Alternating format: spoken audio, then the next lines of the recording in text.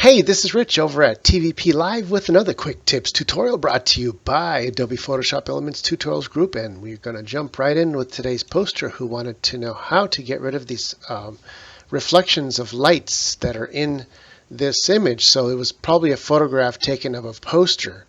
And first of all, I did skew the edges in a little bit so that it was perfectly round. So I straightened that up first. Now what we want to do is get rid of these reflections here, here, and here.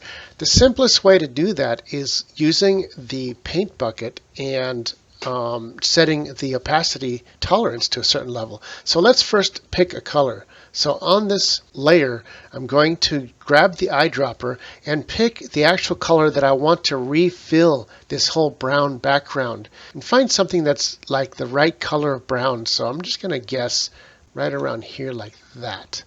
And now that we got the color, if we like it, now we can take the paint bucket and we can just literally just drop it right here. And you see it's only picking out a certain portion of the photo.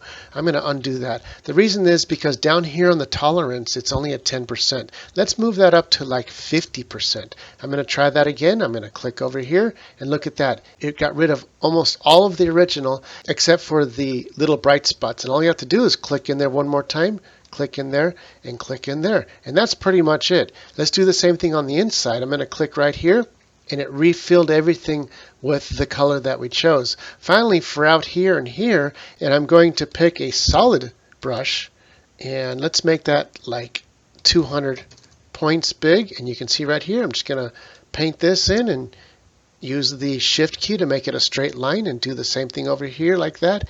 And that's pretty much it. And that's all there is to it for this tutorial. And this is Rich calling it quits, saying over and out.